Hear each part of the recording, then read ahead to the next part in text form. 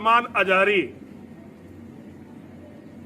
अभी उसने एक दिन मुझे चुनौती दी कि आग में चलते हैं, तू अपनी किताब लेकर चल, मैं कुरान, गंदी सी जो कुरान है उनकी, उसे लेकर चलूंगा जिसने सारी दुनिया में ये बवाल मचा रखा है। मैंने कहा मुझे धर्म ग्रंथों की जरूरत ही नहीं है, मेरे तो माँ और महादेव मेरे दिल में रहते हैं, मैं तो उनका नाम लेकर तेरे साथ चलूंगा, चल। अब जब उसने मेरी वीडियो सुनी तो उसका लिटरली पेशाब निकल गया। हिंदुओं, मेरे शेरों, मेरे बच्चों, मैं तुमसे इनकी औकात बताना चाहता हूं। उसकी पुरानी वीडियो देख लेना और नई वीडियो देख लेना मेरी वीडियो के बाद की। मैंने तो उससे कोई बहाना नहीं बनाया, मैंने तो कहा चल तू, मैं आ रहा, तू कर शुरू। उसने पहली वीडियो में कहा था कि पहले मैं जाऊंगा फिर बाद में नरसिंहानंद जाए। मैंने उससे कहा दोनों साथ साथ चलते हैं भाई, दोनों साथ साथ चलते हैं और पता चल जाएगा।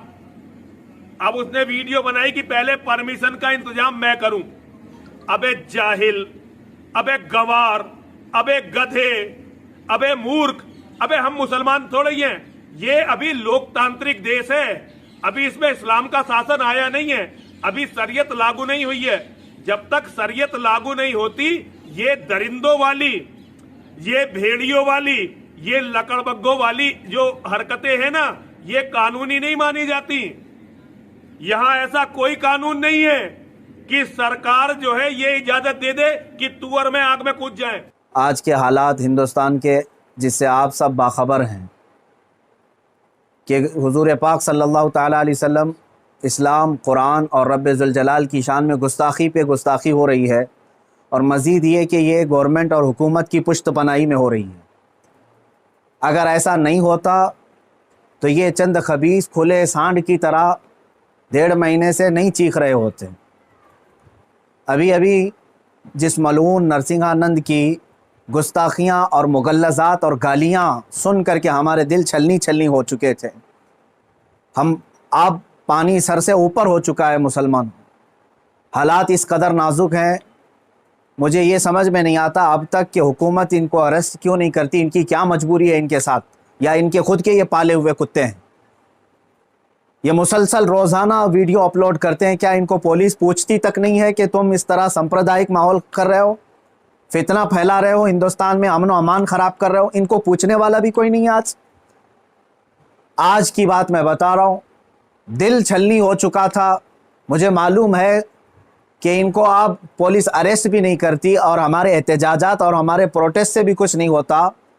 तो इस फ़कीर कादरी ने उसको मुबाहले का चैलेंज दिया था कि अगर तू अपने बात में सच्चा है तो आ जा, सामने आ जा और देख लिया जाए, पूरी दुनिया भी देख लेगी कि एक मर्तबा हम सामने बैठ करके मुबाहला कर लें। मुबाहला जानते हैं, अभी जो सबको पता हो चुका है, उनकी ज़ुबान में अग्नि परीक्षा। मेरे इस चैलेंज को उसने स्वीकार किया था, एक्सेप्ट किया था, लेकिन ये भी मैं बता दूं कि क्यों एक्सेप्ट किया उसने। वो बिल में बैठा हुआ चूहा, उसे मालूम था कि गवर्नमेंट इस तरह करने की इजाज़त देती नहीं, इसलिए वो अपने कौम में हीरो बनने के लिए इस तरह की चैलेंज को एक्सेप्ट तो कर लिया। वरना आप सबको मालूम है मेरे मुसलमानों कि पाखंडी और बलात्कारी और माल का पुजारी, उसके अंदर मुबाहला करने की ताकत है, मुबाहला कर सकता है वो।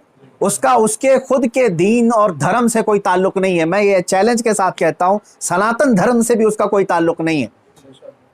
अब मैं जब बार बार उसको ललकारता रहा तो अभी जा करके अब वो मेरे जवाब में कहता है मौलाना मैदान छोड़ करके भाग रहा है, परमिशन की जिम्मेदारी मेरे ऊपर डाल रहा है। आप सब ठंडे दिमाग से सोच करके बताएं, परमिशन की जिम्मेदारी इसको ना दूं तो और किसको दूं? इसलिए कि ये इसके आज हुकूमत इसकी पुश्त पनाही में है और ये नाजायज औलाद में से है उनकी। सारी परमिशन वगैरह की जिम्मेदारी तो तुम्हारी हाथ में है ना, मुझे परमिशन की जरूरत नहीं है।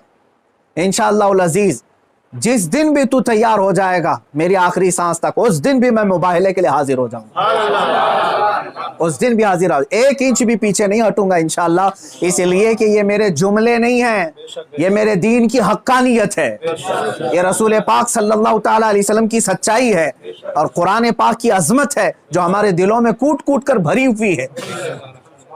ये जालिम मुबाहला करेंगे, मुबाहला करेंगे। अब सुनिए, मुबाहले के नाम पर ये एक्सेप्ट करके हीरो बन रहा था अपनी कौम में, और मुझे कह रहा है मैदान छोड़कर भाग रहा है।